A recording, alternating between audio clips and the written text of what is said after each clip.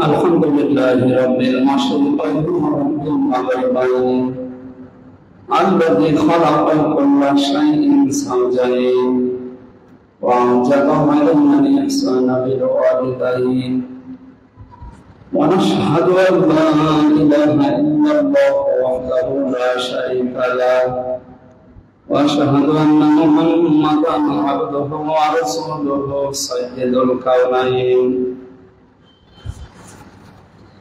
sallallahu alaihi wa ala alihi wa ashabihi wa atba'ihi ajma'in lailan wa naharan fi tawfain faqad qala Allah ta'ala fi kalamihi al-majid wa burhanihi at-tawhid أعوذ بالله من الشيطان الرجيم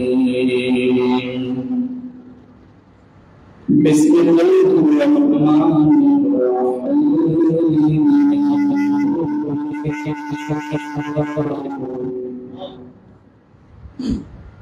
وقال الرسول يا رب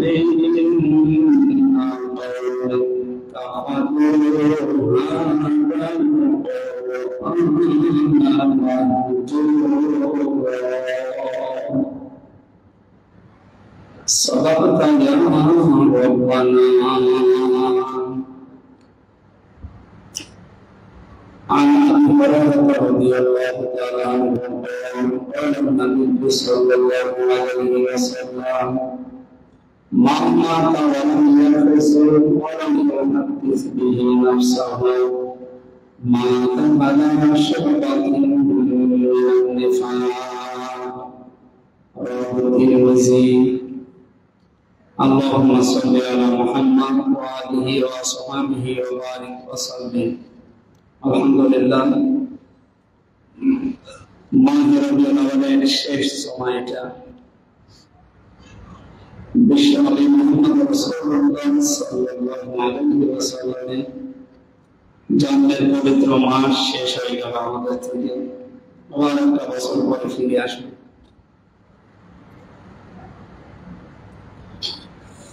এখানে যে সমস্ত বিষয়গুলো অর্জন করা দরকার ছিল, যে সমস্ত বিষয়গুলো বর্জন করা দরকার ছিল, আমরা পেরেছি কিনা জানি না।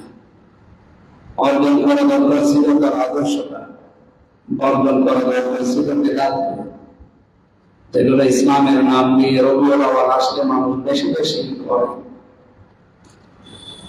জমান দিন আসামের সাথে সাথে আল্লাহ আমাদেরকে পবিত্র মাসে সবার আগে নিয়ে আসলেন তার ঘর মসজিদে। বলছি আলহামদুলিল্লাহ, দরুদ আর সালাম করছি মুহাম্মদ রাসূলুল্লাহ সাল্লাল্লাহু আলাইহি ওয়াসাল্লামের প্রতি। আমরা নবীর হাদিস থেকে জানি যে পৃথিবীতে যত আপনজন হোক, যত ভালোবাসা মহব্বতের মানুষ হোক, আপনি যদি সব পালন করেন সর্বোচ্চ 3 দিন, 3 দিনের উপরে কারোর জন্য সব পালন করা যায়। মহিলাদের জন্য যদি স্বামী মারা যায় 4 মাস 10 দিন।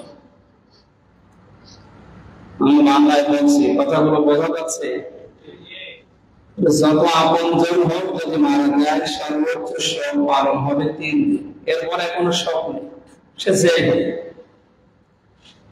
মহিলাদের জন্য যদি স্বামী মারা যায় সর্বোচ্চ 4 মাস 10 দিন। অন্যান্য মাযহাবে কিছু কম বেশি করা আছে, আমরা যেহেতু আবু হানিফা রাহমাতুল্লাহ আলাইহির মাযহাব মেনে চলি, এই জন্য আমাদের 4 মাস 10 দিন সতর্কতার সঙ্গে। বাংলাদেশ, ভারত, পাকিস্তান এই সমস্ত দেশে আমরা যারা মুসলিম দাবি করি, আমাদের ভিতরে এই যে শোকের ছায়া যখন নেমে আসে 3 দিনে তো শেষ হয় না, 3 বছরও শেষ হয় না, 30 বছরও শেষ হয় না, অনেকে 50 বছর 100 বছর সব চলছে। আপনি অন্যদিকে না নিয়ে একটু বিবেককে প্রশ্ন করেন, সব পালন করা যদি ইবাদত হতো, নবীজি ইন্তেকালের পরে একজন সাহাবী 120 বছর বেঁচে ছিলেন, 90 বছর। 90 বছরের সাহাবী বেঁচে ছিলেন, তার পুরা জীবনী আমরা পড়েছি। কই জীবনে কোনোদিন নবীর জন্য তো সব পালন করেন। আপনি এটা ইবাদত হিসাবে মানুষকে দেখানোর জন্য করেন আর ধোঁকা দেওয়ার জন্য করেন। এটা বন্ধ হওয়া দরকার। রবিউল আউয়াল আসলে হোক আর অন্য মাস। আমরা যারা বিভিন্ন রাজনৈতিক দলে আছি, আমরা দেখি মানুষ তাদের রাজনৈতিক নেতা যাদেরকে তারা মেনে চলতে চায়, এই মানুষগুলোর জন্য বছরে বছরে তাদের জন্মদিন মৃত্যুদিন পালন করছে, সব পালন করছে। কোথায় পেয়েছেন আপনি? এই যে গোপালগঞ্জের যিনি মারা গেছে, বগুড়ার যিনি মারা গেছে, রংপুরের যিনি মারা গেছে, পাবনার যিনি মারা গেছে, এই মানুষগুলোকে আপনারা কি আপনার স্বামী হয়, আপনার স্ত্রী হয়, আপনার কি সে কি আপনার কি হয়? তাদের জন্য সব পালন করা লাগবে। আর এটার জন্য যত টাকা রাষ্ট্রীয় ভাবে খরচ হতো, আমার মনে হয় ওই সমস্ত টাকাগুলো যে পোস্টারিং না করে, ব্যানার না করে, ওই টাকাগুলো যদি গরিব মানুষকে আপনি দিতে, কবরে আমার মনে হয় একটু শান্তি। সুতরাং আগামী থেকে আমরা যেন কোনো ধোকায় না পড়ি, কোনো প্রতারণার শিকার না হয়। যে যা করে করুক না, আমি করবো না। সব যেহেতু ইসলামে নেই, 3 দিনের উপরে আমি এটার ভেতরে, এটা ক্লিয়ার কথা নাকি? কোরআন হাদিসের উপরে আর কিছু আছে? রবিউল আউয়াল আসলে আমরা এগুলো দেখাই বেশি। নবীর জন্মদিন পালন করার জন্য অনেকে পাগল হয়ে যায়। 63 দিন একাধারে চলছে। মানুষের জন্ম হতে সময় লাগে কয়দিন? একদিন। আর আপনি তো 63 দিন একাধারে চালাচ্ছেন, কোথায় পেয়েছেন এটা? হ্যাঁ, ওনার 63 বছর যদি আপনি আলোচনা করেন, জন্ম থেকে একেবারে ইন্তেকাল পর্যন্ত পুরা জীবনই আমাদের জন্য আদর্শ। বিশেষ করে 40 থেকে 63, এই 23 বছরের 1 সেকেন্ডও আপনি বাদ দিতে পারবেন না। লাকাদ কানা লাকুম ফি রাসূলিল্লাহি উসওয়াতুন হাসানাহ। আল্লাহ তাআলা বলেন, অবশ্যই আমি তোমাদের জন্য মহত্তম আদর্শ লুকিয়ে রেখেছি মুহাম্মদুর রাসূলুল্লাহর জীবনের ভেতরে। আল্লাহ তাআলা এখানে কিন্তু মুহাম্মদ ইবনে আব্দুল্লাহ এই শব্দটা দেননি, তিনি দিয়েছেন ফি রাসূলিল্লাহ।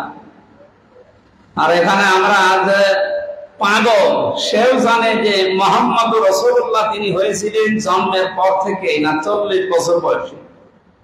তাকে নবী হিসাবে ঘোষণা দেওয়া হয়েছে কয় বছর বয়সে? যখন জিবরাইল এসেছে তার কাছে, ওহী নাযিল করেছে, তিনি তখন এসে হযরতে খাদিজাতুল কুবরাকে বলেছিলেন, আমি নবী, আল্লাহ পাক আমাকে নবুয়ত দিয়েছেন, তোমার কি মনে হয়, তুমি কি আমার উপরে ঈমান আনবে? তাহলে এই কথার দ্বারা বোঝা যাচ্ছে যে ইনি এর আগে কোনোদিন পরিচয় দেননি যে আমি নবী। 1 থেকে 40 বছর পর্যন্ত পুরো আরব জাহানে উনি পরিচয় দিয়েছিলেন যে আমি নবী। কি পরিচয় দিতেন? মুহাম্মদ বিন আব্দুল্লাহ, আমি আব্দুল্লাহর বেটা মুহাম্মদ সাল্লাল্লাহু আলাইহি ওয়াসাল্লাম। হ্যাঁ, মানুষ তার গুণাগুণ দেখে ডাকতো আল আমিন, আস সাদিক, এই সমস্ত নাম দিয়ে তাকে ডাকাডাকি করতো, কিন্তু কেউ রাসূলুল্লাহ বলেন না। আপনি পুরাণ সিরাতের যে ইতিহাস গ্রন্থগুলো আছে দেখেন, 1 থেকে 40 বছর পর্যন্ত কেউ তাকে রাসূলুল্লাহ বলে নাই, বলেছে কি মুহাম্মদ ইবনে আব্দুল্লাহ অথবা আল আমিন, আস সাদিক, এই সমস্ত নামে আখ্যায়িত করত। তিনি রাসূলুল্লাহ হলেন যখন রিসালাত পাওয়ার জন্য 40 দিন এই যে হেরা গুহায় ধ্যান করার পর 40 বছর যখন পরিপূর্ণ হয়ে গেল, বিশ্বনবীর কাছে হযরত জিবরাইল আসলেন, সূরা আলাকের 5টা আয়াত নাযিল করলেন। তিনি বাড়িতে আসলেন, স্ত্রীকে জানালেন যে আল্লাহ আমাকে নবুয়ত দিয়েছে, আমি এখন নবী, তোমার কি মনে হয়? যদি তোমার বিশ্বাস হয় যে আমি নবী, তাহলে ঈমান আনতে পারো। এরকম স্পষ্ট ক্লিয়ার কাট কথা আছে, মানুষগুলো জানার পরও বেদাত করে। তাদেরকে আপনি এই বুখারী শরীফ দিয়ে, কোরআন শরীফ দিয়ে হবে না, এই বাকারি শরীফ লাগবে তাদের। এটা আমাদের ক্লিয়ার কাট কথা। এই নবীজি নবুয়ত পেয়েছেন 40 বছর বয়সে, তিনি তখন পরিচয় দিয়েছেন যে আমি নবী। আর তার উপরে মানুষ ঈমান আনাও আরম্ভ করেছে। তার স্ত্রী, তার বন্ধু আবু বকর সিদ্দিক, তার চাচাতো ভাই হযরত আলী রাদিয়াল্লাহু তাআলা, এই সমস্ত মানুষগুলো। আমি যেটা বোঝাতে চাচ্ছি, মুহাম্মদ রাসূলুল্লাহ যেদিন হলেন ওই দিন থেকে শুরু করে যেদিন ইন্তেকাল করেছেন এই দিন পর্যন্ত আমি পুরাটা হিসাব নিলাম, 63 বছরের 40 বাদ গেলে 23 বছর থাকে। কয় বছর? এই 23 বছর তাকে অনুসরণ করা, অনুকরণ করা শুধু ফরজ না, মানতেই হবে তাকে। তাকে বাদ দিয়ে পৃথিবীর অন্য কাউকে যদি মানেন আপনি, আপনার জীবনের ওই ইবাদত, ওই বন্দেগী, ওই কাজকর্ম আল্লাহ কবুল করবে। কারণ তাকে আল্লাহ মডেল বানিয়েছে, তাকে আল্লাহ বাটখারা বানিয়েছেন মাপ দিয়ে। উসওয়াতুন হাসানা মানে উত্তম আদর্শ, বাটখারা বলা হয়। এই পাশে আপনি দাঁড়িপাল্লার কেজি, পাথর, বাটখারা যাই রাখেন, রাখবেন এই পাশে মাল দেবেন। 40 থেকে 63 উনি যা করেছেন আপনার পুরা জীবনটা এক পাল্লায় ওনাকে তুলে দেবেন, বাকি পাল্লায় আপনার জীবন তুলে মিলাবেন। যদি মেলে আপনি জান্নাতি, না মিললে আপনি জাহান্নামী। কারণ নবুয়ত পাওয়ার পর থেকে উনি যখন যা বলেছে ওইটাই উম্মতের জন্য হয় হালাল নয় হারাম। উনি যদি বলতেন হ্যাঁ, তাহলে তাম দুনিয়ার মানুষের জন্য ওটা হালাল। যদি বলতেন না, তাহলে তাম দুনিয়ার মানুষের জন্য ওইটা হারাম। নাকি কথাটা সহজ মনে হচ্ছে? কত বড় কঠিন কথা। আল্লাহর দায়িত্ব আল্লাহ তাকে দিচ্ছেন, শারে তাকে বলা, তিনি শরীয়ত প্রণেতা। এই জন্য আমাদের উচিত কি, আমরা মানতে যদি চাই উসওয়াতুন হাসানা হিসাবে মুহাম্মদ ইবনে আব্দুল্লাহকে শুধু মানবো না, মানবো আমরা রাসূলুল্লাহকে। মুহাম্মদ ইবনে আব্দুল্লাহ তো আমরা মানি, তার জন্ম আমরা মানি না। একটা মানুষের যদি ইতিহাস লিখতে হয় কোন জায়গা থেকে লেখা লাগবে? জন্ম থেকে। জন্ম তো আমরা মানি, আমাদের আসল বিষয় হচ্ছে তার প্র্যাকটিক্যাল লাইফটা, তার জীবন চরিত্রে আল্লাহ পাক যখন যা বলেছেন তখন তিনি তাই করেছেন। কখন থেকে? আমা ইয়ানতিকু আনিল হাওয়া ইন হুয়া ইল্লা ওয়াহয়ুন ইউহা। তিনি কোনো কথা বলেন না যতক্ষণ জিবরাইল তাকে কোনো কথা না বলেন। জিবরাইল যতক্ষণ কোনো কথা নবীকে জানান না, যতক্ষণ আল্লাহ তাকে না শোনান। তাহলে নবীজির কথা সরাসরি কার কথা? আল্লাহর কথা। ওয়ালাউ তাকাব্বালা আলাইনা বা'দাল আকাবি লা আখাযনা মিনহু বিল ইয়ামিন সুম্মা লাকাতানা মিনহু ওয়াতিন। এই আয়াতগুলো কি নাযিল হয়েছে জন্মের পরে না 40 বছরের পর? এই সহজ কথা মানুষের মাথায় ঢোকে না। আল্লাহ তাআলা বলেন, হে নবী, আপনাকে আমি যে কোরআন দিলাম, এই কোরআনের ভেতরে যদি নিজের কোনো কথা বানিয়ে আমার নামে চালিয়ে দেন যে এইটাও আল্লাহর কথা, তাহলে আমি আপনাকে আমার ডান হাত দিয়ে চেপে ধরবো আর কণ্ঠনালী কেটে ফেলে দেব। ফামা মিনকুম মিন আহাদিন আনহু হাজিসিন। আর এই বিষয়ে আমাকে বিরত রাখার কোন শক্তি পৃথিবীতে আসমান জমিনে কেউ নেই। কত বড় কঠিন কথা দিলেন বলেন। কোন সময়? জন্মের পরে না 40 বছরের পর? তাহলে বোঝা যাচ্ছে যে ওনাকে মানতে হবে মাস্ট বি 40 থেকে 63, এই 23 বছর। যদি কেউ 1 সেকেন্ড অস্বীকার করে সে কাফের। ক্লিয়ার হয়েছে? এর ভেতরে যদি উনি যা করেছেন 40 থেকে 63, যদি কেউ একটা কথা অস্বীকার করে যে না এটা আমি মানি না, উনি 27টা যুদ্ধের নেতৃত্ব দিয়েছিলেন। কয়টা? বলেন বলেন। যদি বলেন না এগুলো দুনিয়া কাজ, এগুলো মারামারি, জঙ্গিবাদী, এগুলো আমি মানি না, আপনার ঈমান থাকবে। ওই রকম পরিস্থিতি যদি কিয়ামত পর্যন্ত আসে, তাহলে আপনাকেও 27টা যুদ্ধের নেতৃত্ব দেওয়া লাগতে পারে। কথা বলেন না কেন? নিজের স্ত্রী ছাড়া অন্য মহিলাকে ব্যবহার করা জায়েজ আছে। কোন পর্যায়ে? যদি সেটা ওই যে বাদী হয়। এখন বাদীর সিস্টেম নেই, হয়তো বাংলাদেশে নেই, কিন্তু পৃথিবীর কোনো না কোনো জায়গায় তো আছে। অথবা এরকম সময় দুনিয়ায় আসবে যখন এরকম পরিস্থিতি আসতে পারে। আমার কথা ক্লিয়ার হয়েছে নাকি বলেন? বাদীর সিস্টেম এখন নেই। নিজের স্ত্রী ছাড়া একটা মানুষ অন্য মহিলাকে ব্যবহার করতে পারে স্ত্রীর মতো, সেটা কি? কিন্তু এখন সেই সিস্টেমটা আমাদের দেশে মনে করেন নেই। এই সিস্টেম তো পৃথিবীর কোনো না কোনো জায়গায় হয়তো এখন আছে, অথবা কিয়ামতের আগে এরকম অবস্থান তৈরি হতে পারে, না পারে না? তো তখন আপনি ওইটা কাজে লাগাবেন। মুহাম্মদ রাসূলুল্লাহর জীবনে 27টা যুদ্ধ ছিল, নিজে নেতৃত্ব দিয়েছেন। তিনি 4 ওয়াক্ত ফরজ নামাজ পর্যন্ত ছেড়ে দিয়েছিলেন জিহাদের ময়দানে কাজ করার কারণে। এই যে খন্দকের যুদ্ধে পরীক্ষা খননের সময় 4 ওয়াক্ত ফরজ নামাজ তিনি ছেড়ে দিয়েছিলেন। 17ই রমজান বদরের যুদ্ধ, এই সময় তিনি ফরজ রোজা আসরের আগে ভেঙে ফেলেছিলেন। বলেন রোজা পরে আমরা রেখে দেব, আগে আমাদেরকে টিকে থাকা লাগবে। তো এইরকম পরিস্থিতি যদি পৃথিবীতে আমাদের সামনে আসে, তাহলে আল্লাহর দিনকে টিকিয়ে রাখার জন্য ফরজ নামাজও বাদ দেওয়া লাগতে পারে। এখন যদি বলেন ফরজ নামাজ বাদ দিয়ে দিল, ইমান আছে, রাসূলের ইমান থাকলে কি করি? তো ফরজ রোজা বাদ দিয়ে দিলে ওর ইমান আছে, আপনি কি রাসূলের চাইতে বড় ইমানদার? সুতরাং আপনাকে দেখতে হবে যে রাসূলুল্লাহ ফি রাসূলিল্লাহি উসওয়াতুন হাসানাহ, এই সময়টা উনি কি করেছিলেন। আমার কথা ক্লিয়ার যদি হন আমি সামনে যাব। তাহলে আমাদেরকে মানা লাগবে 40 থেকে 63 মাস্ট দিয়ে। এর আগে যদি আপনি না মানেন, তার জন্ম আপনি কি করবেন? জন্ম নিয়ে তিনি জন্ম নিয়েছিলেন, তার ইতিহাস আপনি মানুষকে শোনালেন, যা পারস্যে আগুন লিবে গিয়েছে, এরপরে আরো বিভিন্ন যে ঘটনাগুলো দেখতে পেয়েছিলেন, এগুলো শোনালেন। শুনে কি লাভ? আমার তো দরকার তার জীবন থেকে কিছু নেওয়া। এই জন্য পুরাটা মাস দেখছেন সারা বাংলাদেশ মিলিয়ে বিশ্বের বিভিন্ন দেশে রাসূলের সিরাতের উপরে আলোচনা হচ্ছে। আপনি আন্তর্জাতিক জায়গাগুলো দেখেন, বিশ্বের বহু দেশে সিরাতের উপরে আলোচনা বেশি হয়। শুধু বাংলাদেশ, ভারত আর পাকিস্তানের কিছু অঞ্চলে রাসূলের মিলাদ নিয়ে আলোচনা হয়। আপনি মিলাদ নিয়ে, মিলাদ মানে জন্ম, মিলাদ মানে কি? তার জন্ম নিয়ে আলোচনা করে আপনি কি করবেন? শুধু জিলাপি খাওয়া, খিচুড়ি খাওয়া আর মিষ্টি খাওয়া নাকি?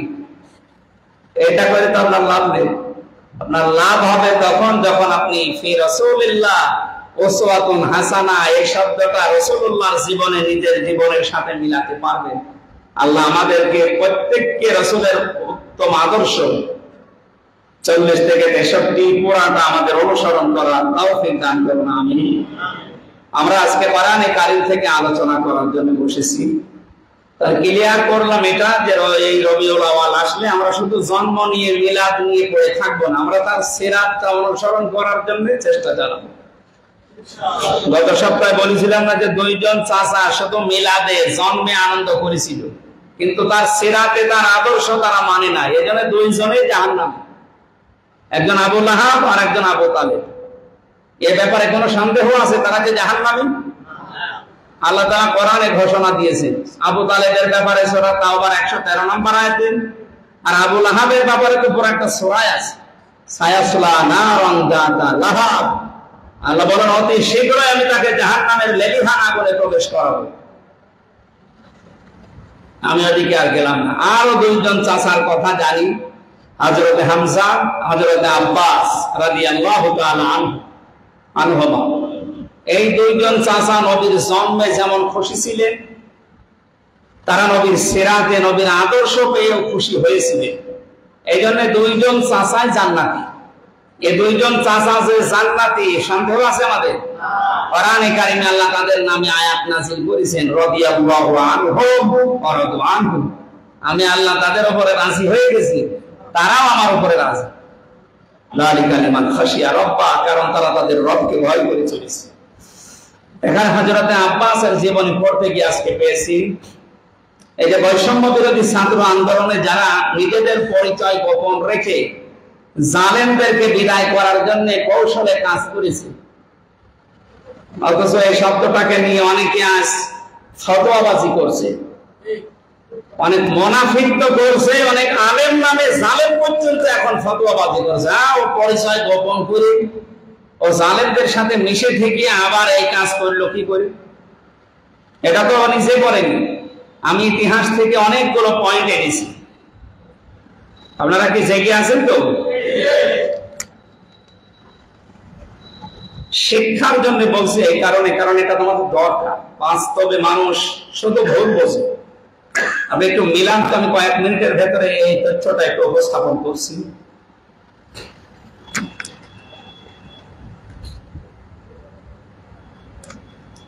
পরিচয় গোপন রাখা সংক্রান্ত ইসলামের ইতিহাসের কয়েকটা ঘটনা কয়েক মিনিটের ভেতরে শিক্ষার জন্য, যেটা রেকর্ড হচ্ছে, সারা দুনিয়ায় কালকে যাবে।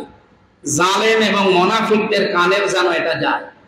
152 জন সমন্বয়কের ভেতরে 108 জন ইসলামী ছাত্র শিবির, এদের সদস্য এবং সাথী বা কর্মী, এইটা নিয়ে এখন তোলপাড় হচ্ছে। যারা কেন পরিচয় গোপন করে কেন করেছে আপনি মিলান? ওরা তো আপনার মতো মূর্খ ছেলে মেয়ে না, ওরা লেখাপড়া করে ওই জায়গায় গেছে। হযরত ইব্রাহিম আলাইহিস সালামের জন্ম এবং লালন পালন নমরুদের ভয়ে তার মা কিন্তু গোপন রেখেছিলেন। এই ইতিহাস কি বলা লাগবে? জানেন না ইতিহাস? 2 নম্বরে পেয়েছি আমি, ইব্রাহিম আলাইহিস সালাম মূর্তিগুলো ভেঙে কাফেরদের প্রশ্নের জবাবে বলেছিলেন, আমাকে কেন জিজ্ঞাসা করেন, ওই মূর্তিদেরকে জিজ্ঞাসা করেন, ওদেরকে কে ভেঙেছে ওরাই বলবে। তার মানে কাজ করার পরে নিজে গোপন থাকা কাজের মাধ্যম হিসাবে এটা নবীদের সুন্নাত, নবীর মাদের সুন্নাত। 3 নম্বরে পেয়েছি হযরত মুসা আলাইহিস সালামের জন্ম গোপন রাখা হয়েছিল ফেরাউনের ভয়ে। এটা সারা জীবন ওয়াজে শোনেননি? ওয়াজ করা লাগবে নতুন করে? 4 নম্বরে পেয়েছি মুসা আলাইহিস সালামের বোনের পরামর্শে পরিচয় গোপন করে তার নিজের মাকে দোদ মা হিসাবে নিয়োগ দিয়েছিলেন তার বোন। তার বোন হযরত মুসা আলাইহিস সালামের বোন তার মাকে দোদ মা হিসাবে নিয়োগ দিয়েছেন নিজের আপন ভাইয়ের জন্য। পরিচয় কি ওপেন করি না গোপন করি? হযরত ইউসুফ আলাইহিস সালাম মিশরের বাদশা হয়ে নিজের ভাইদের কাছে নিজের পরিচয় গোপন করেছিলেন এবং পুনরায় যখন তারা পিতাকে নিয়ে তার দরবারে হাজির হবেন তখন তিনি তার পরিচয় প্রকাশ করেছিলেন। এটা শুনেছেন কোনদিন? ইউসুফ জুলেখা এই সিরিয়াল যারা দেখে না, কোনদিন নামই শোনেননি? এসে টিভিতে দেখায়। আমরা জেলখানার ভেতরে তো ওটা বাধ্য হয়ে দেখা লাগে, সবাই তো কি করবে, যদিও অশ্লীল কিছু এরকম কিছু ভেতরে নেই, তারপর হযরত ইউসুফ আলাইহিস সালামের পুরা জীবনীটা ওরা তুলে ধরার চেষ্টা চালিয়েছে। তো উনি প্রথমবার কিন্তু পরিচয় দেননি ভাইদের কাছে। পরবর্তীতে যখন বাবাকে নিয়ে আসার কথা জানিয়েছেন তখন তার পরিচয় ওপেন করেছিলেন ভাইদের সামনে। 7 নম্বরে পেয়েছি আমাদের নবী মুহাম্মদ রাসূলুল্লাহ সাল্লাল্লাহু আলাইহি ওয়াসাল্লাম ইসলাম প্রচারের প্রথম কয়েক বছর গোপনে তিনি কাজ করেছিলেন না প্রকাশ্যে? বলেন বলেন। হযরত ওমর রাদিয়াল্লাহু তাআলা আনহু ছাড়া 40 জন সাহাবী গোপনে ইসলাম কবুল করেছিলেন, প্রকাশ করেন। এখানে আরেকটা বিষয় আছে, সাফা পাহাড়ের পাদদেশে দারুল আরকামে ঘরটায় ছিল ইসলামের গোপন শিক্ষা কেন্দ্র। এখানে গোপনে শিক্ষা দেওয়া হতো। বাংলাদেশ ইসলামী ছাত্র শিবির গোপনে যে কাজগুলো করেছে, জালেমদের বিদায়ের পেছনে তাদের যে ভূমিকা, আমার মনে হয় এই 108 জন প্রত্যেককে 152 জনই প্রাপ্তি পাওয়ার যোগ্য। 108 জন যারা গোপনে কাজ করে এই কাজটা আপনাকে এনে দিল, মত প্রকাশের স্বাধীনতা এনে দিল, আমার মনে হয় তাদেরকে প্রত্যেক থানায় জেলায় জেলায় অন্তত সংবর্ধনা দেওয়া দরকার। মুনাফিকরা কি ফতোয়াবাজি করছে দেখেন। এরপরে পেয়েছি রাসূলুল্লাহ সাল্লাল্লাহু আলাইহি সাল্লামের হিজরত হয়েছিল প্রকাশ্যে না গোপনে? গোপনে যে ইসলামের কাজ করা জায়েজ আছে, এরপরে আর কি ফতোয়া লাগবে? এরপরে পেয়েছি রাসূলুল্লাহ সাল্লাল্লাহু আলাইহি সাল্লামের এইটা বলার জন্য আমি এই তথ্যগুলো নিয়ে আসলাম। বিশ্বনবীর আপন চাচা যার নাম বললাম হযরত আব্বাস রাদিয়াল্লাহু তাআলা আনহু, তিনি কিন্তু গোপনে মুসলিম ছিলেন। তার জীবনী আজকে আমি পড়লাম। তিনি গোপনে মুসলমান ছিলেন, অথচ আবু জেহেলের ভয়ে বদরের যুদ্ধে নবীজির বিপক্ষে অবস্থান নিয়েছিল। নবীজির বিপক্ষে আবু জেহেলের সাথে।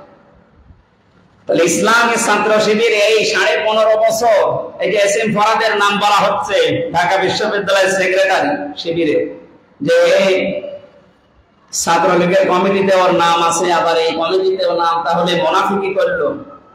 আপনি নবীর চাচা হযরত আব্বাসকে মুনাফিক বলতে পারবেন?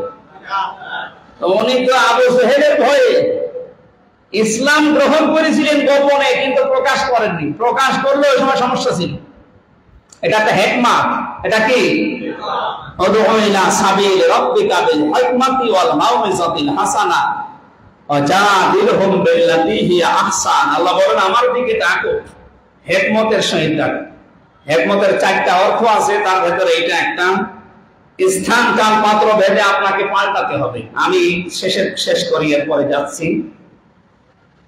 নবীজির বিপক্ষে জিহাদের ময়দানে আল্লাহর নবীর বিপক্ষে আবু জাহেলের পক্ষ নিয়ে অবস্থান নিয়েছে, অথচ তিনি মুসলমান গোপন। এস এম ফরহাদ যা করেছে আমার মনে হয় নবীর চাচা হযরত আব্বাসের সাথে পুরাটা মিলে গেছে। আপনি মিলান একেবারে খাপের খাপ, মুমতাজের বাপ মিলে যাবে। এরপরে বেশি রাসূলুল্লাহ সাল্লাল্লাহু আলাইহি ওয়াসাল্লাম,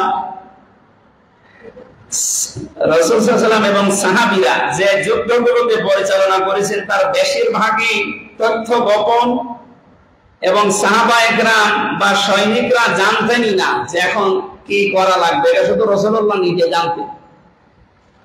এটা ছিল যুদ্ধের একটা অংশ। অতএব বোঝা গেল প্রাণের ভয় থাকলে প্রাণ বাঁচানোর জন্য নিজের পরিস্থিতি গোপন রাখা বৈধ। আর যারা ফতোয়াবাজি করে এটা যে কেন পরিচয় গোপন করে এই কাজ করা লাগবে, ওকে কে আল্লাহ নির্দেশ দিয়েছে, ও কেন ওপেন পরিচয় দিল না যে আমি শিবির করি। আরে বেটা, যেখানে বিশ্বজুড়ের মতো হিন্দুরে কপিয়ে মেরে খাচ্ছে, ও বলছে যে আমার লনু আমার আগা কাটা নেই, তারপর বললাম শিবির করে মেরে ফেলেছে, আর সেখানে পরিচয় দিয়ে আপনি থাকতে পারবেন? বিশ্বজিৎকে হত্যা যারা করেছিল আমার সাথে তারা জেলে ছিল, প্রায় 8 জনকে আমি পেয়েছিলাম।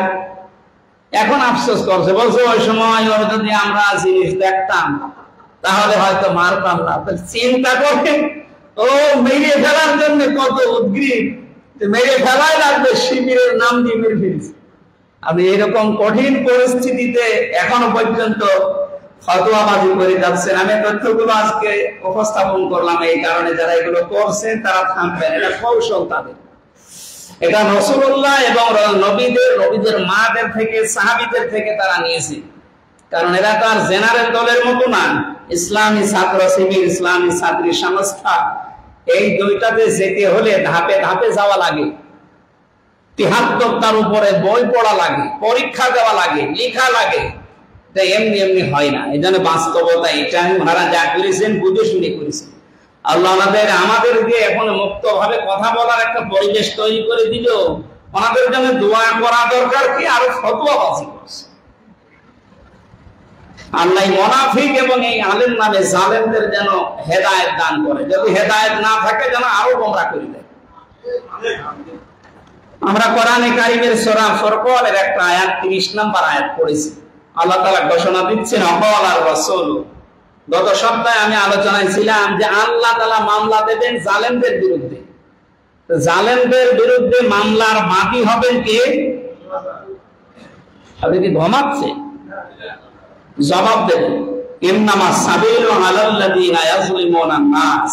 এই আয়াত অনুযায়ী সূরা শুরার 42 নম্বর আয়াত আল্লাহ বলেন আমি নিজে মামলা দায়ের করব জালেমদের বিরুদ্ধে। তাহলে জালেমদের বিরুদ্ধে মামলার বাদী কে? আল্লাহ। এবার আল্লাহ পাকের নবী নিজে মামলার বাদী হবেন কিছু মানুষের বিরুদ্ধে। প্রথম গেল আল্লাহ নিজে বাদী হবেন, নিজেই বিচারক, নিজেই বাদী।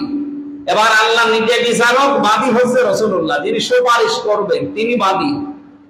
এই যে উকিল আমাদের জন্য সুপারিশ করে, তিনি যদি বাদী হয় এই মামলা আরো সহজ হবে না কঠিন হবে? আল্লাহ পাক বলেন ওয়ালার রাসূল, কিয়ামতের এই কঠিন ময়দানে বিশ্ব নবী নিজে দাঁড়িয়ে বলবেন ইয়া রাব্বি, হে আমার প্রতিপালক, ইন্না কওমি ইত্তাখাযু হাযাল কুরআনা মাহজুরা। অবশ্যই আমার এই জাতি, আমার এই উম্মতেরা, আমার এই কওমের লোকেরা, এরা তোমার যে কোরআন তুমি পাঠিয়েছিলে আমার কাছে, এটা আমি ওদের কাছে রেখে এসেছিলাম, কিন্তু ওরা এটাকে পরিত্যাজ্য বিষয় রূপে গণ্য করেছিল, পেছনে ফেলে রাখতো। এটাকে সামনে রাখা দরকার, উপরে রাখা দরকার, এই মন মানসিকতা তাদের আমি পাইনি। আমার উম্মতেরা, আমার এই জাতির লোকেরা তোমার পাঠানো কোরআনকে পরিত্যাজ্য বিষয় রূপে পেছনে ফেলে রেখেছিল। এই আয়াত অনুযায়ী আমি তাফসিরে পেয়েছি, তাফসিরে হাক্কানিতে, কেউ যদি কোরআনে কারীমের রাসূলের এই মামলা থেকে, এই মামলার বাদীকে রাসূলুল্লাহ। বলেন বাদীকে? আর মানুষের উপরে যারা জুলুম করে ওই মামলার বাদীকে আল্লাহ। আর এখানে কোরআনে কারীমের সূরা ফুরকানের 30 নম্বর আয়াতের তাফসীর অনুযায়ী এখন যেগুলো বলবো 6টা, এগুলোর ভেতরে যদি একটাও আপনার ভেতরে আমার ভেতরে থাকে, আপনি যতই নামাজ পড়েন রোজা করেন, কিয়ামতের দিন আপনি আল্লাহর নবীর মামলার আসামি হবেন। কথাটা খুব সহজ মনে হচ্ছে না? সহজ কথা। আল্লাহর নবী নিজে সুপারিশ করে জান্নাতে নিয়ে যাবে, তিনি বাদী হয়ে বসে আছে।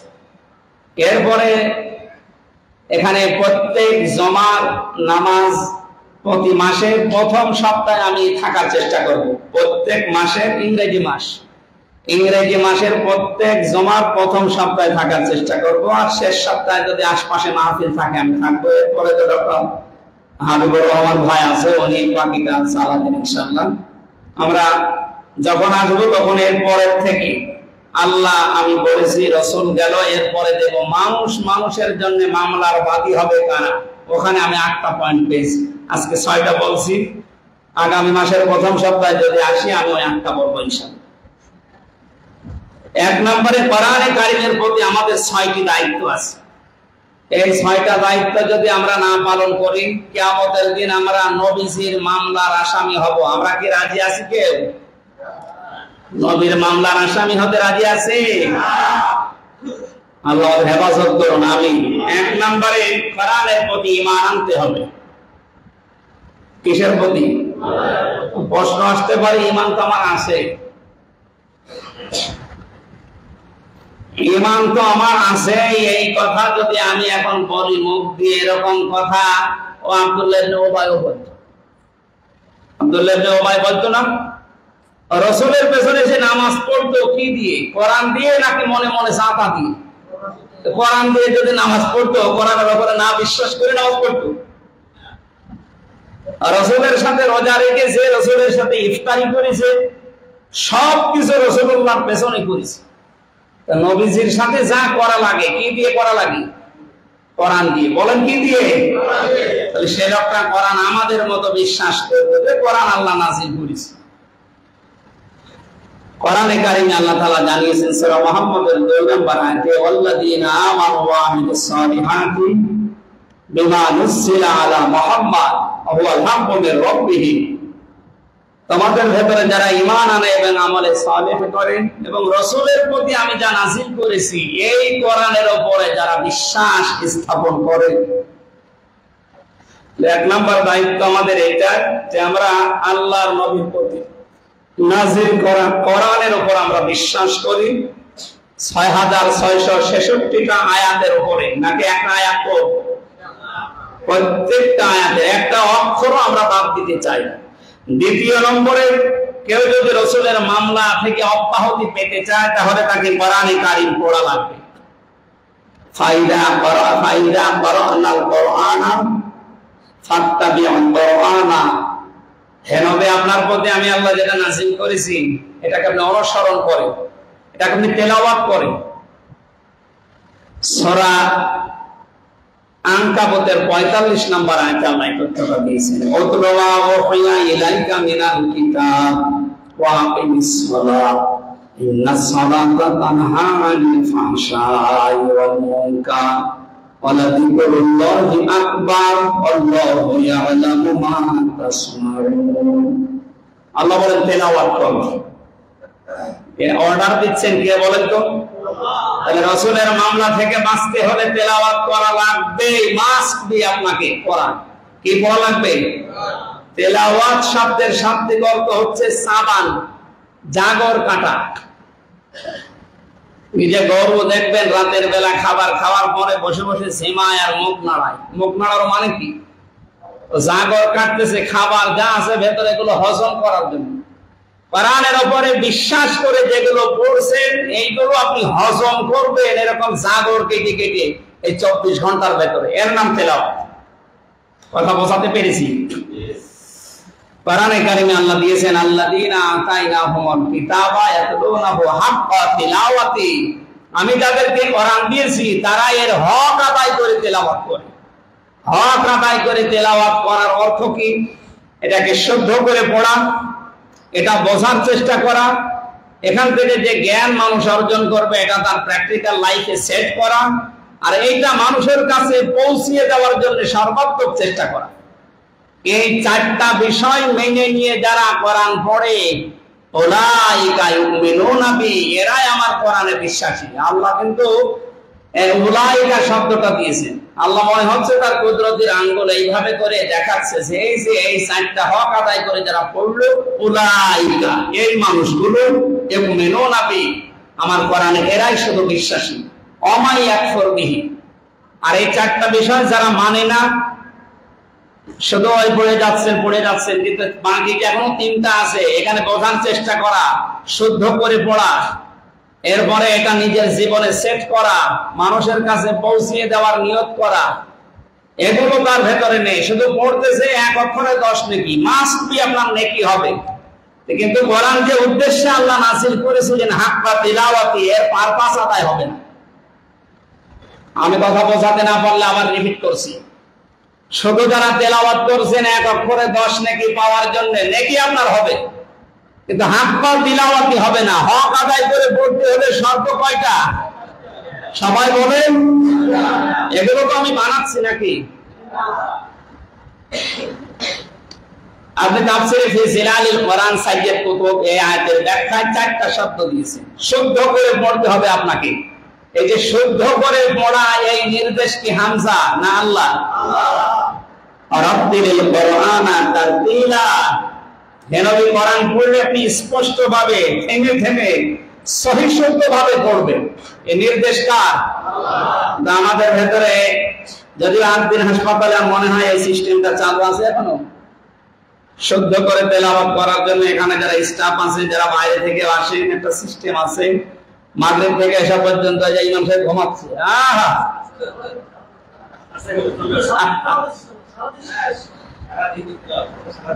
সারাদিন পড়ানো হয়।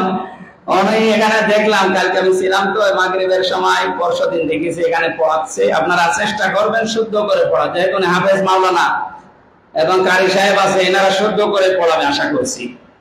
2 নম্বরে একে আপনারা বোঝার চেষ্টা করেন। কোরআন বোঝা খুব কঠিন না। 250টা শব্দ আছে, পকেটে একটা ডায়েরি কিনে নেবেন। 250টা শব্দ যদি ভালোভাবে একটু আয়ত্ত করতে পারেন, না 1-2 মাস লাগুক, আপনি দেখবেন কোরআন শরীফ পড়লেই বুঝবেন ওয়া মানে কি, কলা মানে কি, আল্লাযিনা মানে কি, এরকম 250টা শব্দ মানে দেখবেন আপনি যেখানে সেখানে পড়লেই হয় বুঝবেন, না কেউ পড়লে আপনি বুঝতে পারবেন। আমি যেমন কোরআনের আয়াত বা আরবি যে কোনো কিছু পড়লে বাংলার আমার পড়া লাগে না, আমি বুঝেছি আমি কি বলতে চাই। আপনার কাছেও এরকম হয়ে যাবে। আমার নয় শব্দ আরো বেশি আয়ত্ত আছে, আমার সহজ হয়। আপনি 250টা করেন না, প্রতিদিন 5টা করে করেন, দেখেন 1-1.5 মাসে হয়ে যাবে ইনশাআল্লাহ। আমরা চেষ্টা চালাবো তো? নয়তো আপনি মামলার আসামি হয়ে যাচ্ছেন হামজা না রসুলে। আপনি কোরআনেই বিশ্বাস করেন না, খালি ওই এক অক্ষর তেলাওয়াত করে 10টা নেকি পাচ্ছেন। তো নেকি কি হবে আপনি যদি বিশ্বাসী না হয়ে থাকেন? আমায় এক করবে, যারা এই 4টা অর্থ মিলে, যারা এই 4টা শর্ত মেনে পড়ে না, এই মানুষগুলো আমার কোরআনে বিশ্বাসী নয়। ফাউলাইকা হুমুল খাসিরুন, এরা ক্ষতিগ্রস্ত। এই কথা বলছেন কে? আল্লাহ। কত বড় কঠিন কথা। আল্লাহ বলছেন তুমি ক্ষতিগ্রস্ত, কেউ আপনাকে বাঁচাতে পারবে না। যত বড় পীরের মুরিদ হন, কোরআন যদি শুদ্ধ করে পড়তে না পারেন, বুঝতে না পারেন, মানতে না পারেন, আপনি আল্লাহর ভাষায় ক্ষতিগ্রস্ত। বলেন নাউজুবিল্লাহ মিন যালিক। এজন্য পড়া শুরু করেন। 3 নম্বরে কোরআনে কারীম শুনতে হবে। শোনার ব্যবস্থা বাংলাদেশে ছিল, কিন্তু খুব কঠিন ছিল। কোরআনের তাফসীর, ওয়াজ এগুলো করার জন্য বাংলাদেশের এই 96% মুসলমানের দেশে 14 জায়গায় পারমিশন নেওয়া লাগতো। এটাকে আমি মিথ্যা বললাম? কিন্তু আল্লাহ সেই অভিশাপ থেকে আমাদের বাঁচিয়েছে। এখন আর কোনো অনুমতি লাগছে না। এখন ওরা নিজেরাই এসে অনুমতি দিচ্ছে যে আপনারা করেন, কারণ এটা দরকার। কোরআন ছাড়া মানুষের জীবন পরিচ্ছন্ন হওয়া সম্ভব না। কোন বাবার জীবনী পড়ে, কোন স্বামীর জীবন পড়ে মানুষের জীবন পরিচ্ছন্ন হবে না। পরিচ্ছন্ন হতে হলে কোরআন পড়তে হবে। এ কথার বিকল্প কিছু আছে আর নেই। এখানে শোনার ব্যবস্থা করেন, সব সময় এর সাথে লিখে থাকে। কিন্তু জালেমরা জাতে মাতাল হবে তাহলে ঠিক আছে, ওরা সরাসরি এসে কাউকে বলে না যে আমরা কোরআন শুনতে দেব না, কিন্তু কোরআন যেন মানুষ শুনতে না পারে এমন এমন কঠিন অবস্থা তৈরি করে দিয়েছে। 14 জায়গায় গিয়ে যাবে, ও শেষে বলে আমার দরকার নেই, আমি ইমামের কাছে গান দেব। ওরা কিন্তু কোন জায়গায় সরাসরি কোন হিন্দুকে আমি অফিসারকে বলতে শুনিনি না কোরআন শরীফের অনুষ্ঠান হবে না, হবে, কিন্তু 14 জায়গায় অনুমতি নেই। তাও যে সমস্ত জায়গায় অনুমতি নেওয়ার জন্য পাঠাইতে হবে মানুষের ভেতরে পড়ে, যারা কোরআনের নাম শুনলে রাগ করে মেজাজ খারাপ হয়ে যায়, তাদের কাছে অনুমতি নেওয়া বাধ্য। ওয়ার্ড সভাপতি, এরপরে থানা আমির, থানা কি থানা সভাপতি, জেলা সভাপতি, ইউনো, ওসি, এসপি, ডিসি, এরপরে এমপি, এরপরে মন্ত্রী, এরপরে একেবারে সেই পালিয়েছে তার কাছে 14 জায়গায় দিয়ে। তারপরে এক লগ্নকে সন্তান বউকে খুব তেল দিত, ওর বউ একদিন বলছে তুমি যেভাবে আমারে মারো আমাকে রাখবা না, বলছে কি এর ওজন দেখে টের পাও না? ওরা সরাসরি বলে না যে না আমরা শুনতে দেবো না, শুনতে যেন মানুষ না পারে এমন ব্যবস্থা করেছে। ও 14 জায়গায় গেছে, কেউ না কোরআনের অধিকাংশ তাফসীর মাহফিল, ওয়াজ মাহফিল এগুলি বন্ধ হয়ে যাতে মাথা, কিন্তু তাহলে ঠিক আছে।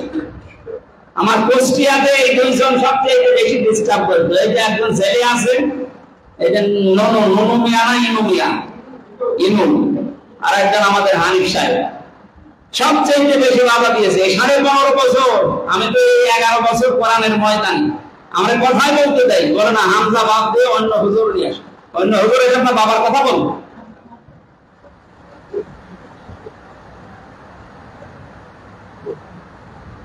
বাগানের ফুল ছিটছে একটা ছেলে, ছেলেটা বাগানের মালিক যে সে যে এই ছেলের বাবার কাছে বলছে চাচা আপনার এই ছেলে শুধু আমাদের বাগানের ফুল ছেড়ে, ওরা একটু নিষেধ করতে পারেন? বলছে বাবা যে নিষেধ করবো কি, আমার ছেলের মাথা একটু খারাপ। বলছে চাচা ওর মাথা যদি খারাপ হবে আমার বাগানের পাশেই তো আপনার বাগান আছে, বাগানের ফুল তো ছেড়ে না। বলছে বাবাদের মাথা খারাপ, অত খারাপ না, ওদের মাথা খারাপ হয়েছিল কিন্তু অত খারাপ না, মানুষ বুঝে দেখবে, এই জন্য এমন এমন ধাপ দিয়েছে যেখানে কেউ যাবে না আর গেলে অনুমতি দেবে। কারণ অধিকাংশ জেলার এসপি ছিল আর ওসি ছিল হিন্দু, ও কোরআনে কি আর বাইবেলে কি, কোরআন শুনতে যে পরিবেশ লাগে এটা যদি কেউ নষ্ট করে সে আল্লাহ নবীর মামলার আসামি। এই জন্য আমরা শোনার পরিবেশ তৈরি করবো ইনশাআল্লাহ। 4 নম্বরে পেয়েছি, এটা সূরা আরাফের ভেতরে আছে। কোরআন যখন আপনি শুনতে চান তখন 2টা শর্ত মানবেন। আল্লাহ রাব্বুল আলামিন বলেন ওয়াইদা কুরিয়াল কুরআনু ফাসতামিউ লাহু ওয়া আনসিতু লাআল্লাকুম তুরহামুন। যখন তোমাদের সামনে কোরআনে গায়ব তেলাওয়াত করা হয়, পড়া হয়, 1 নম্বরে চুপ থাকবা, 2 নম্বরে শুনবা। সুতরাং চুপ থাকাও কোরআনের আলোচনা শুরু হবে ফরজ, শোনাও ফরজ। কথা বুঝতেছেন? এগুলো সিস্টেম যেন কিয়ামতের আগে বাংলাদেশে আর বন্ধ কেউ করতে না পারে, সেইটার জন্য কোরআনে কারিমের 5 নম্বর হচ্ছে কোরআনে কারিমকে বুঝতে হবে। আফালা ইয়াতাদাব্বারুনাল কোরআন আম আলা কুলুবিন আকফালুহা, সূরা মুহাম্মদের 47 নম্বর আয়াতে আছে, সূরা নিসার 82 নম্বর আয়াতে আছে। আল্লাহ তাআলা বলেন এই কোরআনকে বোঝার জন্য আফালা ইয়াতাদাব্বারুনাল কোরআন, কি হয়েছে তোমাদের, কেন কোরআন নিয়ে চিন্তা ভাবনা গবেষণা করো না, বুঝতে চেষ্টা করো না? ওয়ালাকাদ ইয়াসসারনাল কোরআনা লিযিকরি ফাহাল মিন মুদ্দাকির, এই কোরআন আমি সহজ করে দিয়েছি উপদেশ গ্রহণের জন্য, এরপরও কি কেউ উপদেশ গ্রহণ করতে চায় না? আল্লাহ আফসোস করছে। আল্লাহরে আফসোস আমরা থাকতে দেব? আজকে থেকে জীবন প্রাণ সব যন্ত্রণা শেষ হয়ে যাক, আমি বুঝবো যেভাবে হোক, এটা বোঝার জন্য যা যা করা লাগে আমি তাই করবো। আমার অর্থ যদি খরচ করা লাগে কোরআন বোঝার জন্য আমি খরচ করবো। আমি 2017 সালের বা 16 সালের দিকে রাজবাড়িতে একটা মাহফিলে বলন্দ রাতের ওই দিকে তাফসীর মাহফিলে আমি কথা বলার সময় কয়েকটা পয়েন্ট বলেছিলাম কোরআন বোঝার উপকারিতা সম্পর্কে। ওখানে যিনি সভাপতি ছিলেন ওই লোকটা হচ্ছে ওই বাবার মুরিদ, ফরিদপুরের যে আল্লাহর ওলি আছে না আগ্রসী, এখানকার মুরিদ উনি। অনেক আলোচনা শেষ করার পরে ওনার বাড়িতে যখন খাবার খেতে গেছে, আমার বছর আমি প্রত্যেক বছরে আমার বাবার জন্য আমার যে বিশাল ব্যবসা, এই ব্যবসার কারণে আমি মনে করতাম এই বাবাই আমার রব, বাবাই আমার সব, এই বরকত মনে হয় বাবাই আমার দেয়। আপনি যা আজকে বললেন কোরআন দিয়ে হাদিস দিয়ে আমার চক্ষু খুলে গেছে। আগামী বছর থেকে কোরআনের এই কারিমের প্রচারের জন্য এই যে 1 ট্রাক করে গরু দিতাম আমার বাবার দরবারে, 1 ট্রাক গরু বাবার দরবার শেষ, আমি কোরআন প্রচারের জন্য ওই টাকা ব্যয় করবো। সুবহানাল্লাহ। ওই লোকটা একটা ভ্রান্ত ধারণায় ছিল, সেজন্য সে যদি একদিনে পরিবর্তন হয়ে কোরআন পড়ার ক্ষেত্রে, প্রচারের ক্ষেত্রে, কোরআন বোঝার জন্য এই চিন্তা ভাবনা নিতে পারে, তা আমাদেরও যা আছে আমরা অতটুকু খরচ করার চেষ্টা করব। 5 নম্বরে মানতে হবে। 5 নম্বরে কি? আপনি কি মনে করেন কোরআন মানা এখনো পর্যন্ত এই দেশে অত সহজ? 1628টা চেয়ার ছিল এই দেশে, মেন চেয়ার, যেটা জালেমদের দশর হিসাবে কাজ করেছে। সেগুলোতে এখনো অনেক জালেম পর্যন্ত বসে আছে, তারা গোপনে এখনো ষড়যন্ত্র চালাচ্ছে। আপনি মানতে গেলেই মানতে দেবে। সুতরাং যদি নবীজির মামলার আসামি হতে না চান, কোরআন মানতে হবে। এই পরিবেশ তৈরি করা ফেরেশতাদের দায়িত্ব না আমাদের। বলেন মান করাল কোরআনা ফাস্তাযহারাহু, যে ব্যক্তি কোরআন পড়ে, কোরআন পড়ার ব্যাখ্যা বলেছে কয়টা? আরো জোরে বলেন। 1 নম্বরে শুদ্ধ করে পড়া, 2 নম্বরে বুঝতে হবে, 3 নম্বরে মানতে হবে, 4 নম্বরে মানুষের কাছে পৌঁছে দিতে হবে। এইভাবে যারা পড়ে ফাস্তাযহারাহু, এরপরে কোরআনকে যারা ইজহার করার চেষ্টা করে, বিজয় করার জন্য চেষ্টা চালায়। বাংলাদেশে আজ হাজার হাজার দল কাজ করছে। কোরআন বিজয় করার জন্য কোন দল কাজ করে? আপনার কি বিবেক নেই নাকি কুকুরে প্রসব করেছে বিবেকের উপরে? এত বড় লাগলো কেন? খালি রাজনীতির গন্ধ খুঁজে হাদিসটা কি রাজনীতি? যে ব্যক্তি কোরআন পড়ে আর কোরআনকে বিজয় করার জন্য চেষ্টা চালায়, ফাস্তাযহারাহু, ইজহার মানে প্রকাশ করা, দাঁড় করানো, বাস্তবায়ন করা, কায়েম করা, বিজয় করা।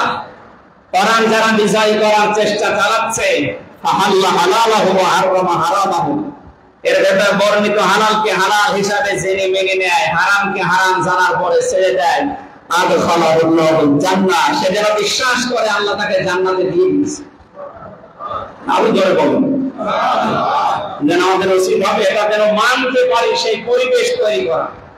যে সমস্ত মানুষগুলো ওই সমস্ত চেয়ারে বসলে কোরআন মানার পরিবেশ তৈরি করে দিতে পারে, ওই মানুষগুলোর পেছনে থাকতে হবে। আজ সমকামিতা প্রতিষ্ঠার জন্য 2 জন খুব বেশি কথা বলছেন, আমি নাম নিলাম না। উপদেষ্টা বানিয়েছে এই দেশের ছাত্র জনতা। আপনাদেরকে কথা বলছে না কেন? 152 জনের ভেতরে 108 জন বাংলাদেশে কোরআন প্রতিষ্ঠা হোক এই দলের কর্মী এবং নেতা। এরা সবাই মিলে আপনাকে বানিয়েছে, আর আপনি এখন সমকামিতা প্রতিষ্ঠার জন্য প্রমোট করছেন। এরা যখন বসাতে পেরেছে, নামাতেও পারবে। কোরআন বিরোধী বলেন, সমকামিতা এটা পুরা কোরআন বিরোধী না? সূরা আরাফের ভেতরে আল্লাহ পুরা বিস্তারিত হুদ আলাইহিস সালামের, লূত আলাইহিস সালামের জীবনী দিয়েছে। লূত আলাইহিস সালামের এটা যারা কায়েম করার জন্য চেষ্টা চালাচ্ছে। আজকে 151 জন আলেমের একটা বিবৃতি পেপারে এসেছে মনে হয়, কালকে শাহেখ আহমদুল্লাহ ভাইয়ের সাথে আমার চট্টগ্রামে অনুষ্ঠান ছিল। আসার সময় উনি আমাকে বলছিলেন, আমার নামটাও দিয়েছে, আমি দেন, কারণ ভালো কাজে যদি না থাকে থাকবো কোন জায়গায়? ওরা কিছু হলে এতদিন 15.5 বছরে 151 জন, 200 জন, 500 জন নাগরিক সমাজ, সুশীল সমাজ, ওরা এই বিবৃতি দিয়েছে। আমরা আলেমরা এখন এই দেশে 500 বিশ্ববিদ্যালয়ের স্যারদেরকে আমরা লিস্ট করেছি, এবং 151 জন আলেমের এই টার্গেট দিয়ে আমরাও বিবৃতি দিতে আরম্ভ করেছি। ইসলাম বিরোধী কিছু দেখলে এই নাস্তিক মোরতাদদের মতো আমরাও বিবৃতি দেব। মানুষ যেন সতর্ক হয়, সচেতন হয়। এটা একটা জিহাদ। যেন আমরা চাই উল্টাপাল্টা মানুষ যারা আছেন পরিবর্তন হয়ে যাবে। দিন কিন্তু আগের এই 15.5 বছর আগে, এখন 2024 সালের সেপ্টেম্বরের আজকে, হ্যাঁ আগে অক্টোবরের 4 তারিখ, অক্টোবর চলে এসেছে, সেই আগস্ট মাসও আননি। আগস্টের 5 তারিখের আগে যা করেছেন আমি আশা করবো আপনি পরিবর্তন হবেন। এরপরে যদি আপনার বিবেক না খোলে আপনার অবস্থা ওই দরবেশের মতো হবে, শেষে দাড়ি কেটে নমর হয়ে যাবে। দাড়ি তো আপনার নেই, আপনার অন্য কিছু কাটা লাগবে। মানতে হবে বিষয়ে আল্লাহর নির্দেশ আছে সূরা বাকারার 38 নম্বর আয়াত, ফামান তাবিআ হুদায়া ফালা খাউফুন আলাইহিম ওয়া লা হুম ইয়াহজানুন। বিস্তারিত ব্যাখ্যা করতে পারছি না, সময় নেই। 6 নম্বরে হক হচ্ছে সূরা মাইদার 60 নম্বর আয়াত। এটা বাস্তবায়ন করার চেষ্টা চালাতে হবে মন প্রাণ দিয়ে।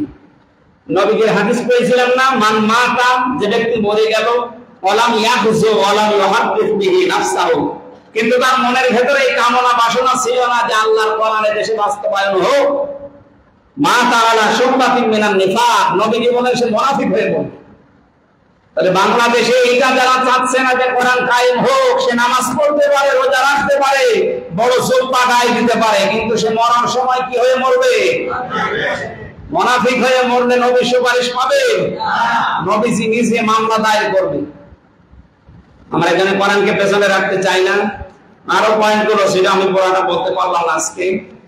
আগামী সপ্তাহে হয়তো আমরা আর থাকবো না, আবার আগামী মাসের ইংরেজি মাসের প্রথম সপ্তাহে আসবো। বাকি নামাজ তো আপনাদের ডক্টর হামিদুর রহমান পড়াবেন ইনশাআল্লাহ, ওনার আলোচনা শুনবেন। আমরা আসলে এর পরের আয়াত থেকে কথা বলবো ইনশাআল্লাহ। আসসালামু আলাইকুম ওয়া রাহমাতুল্লাহ।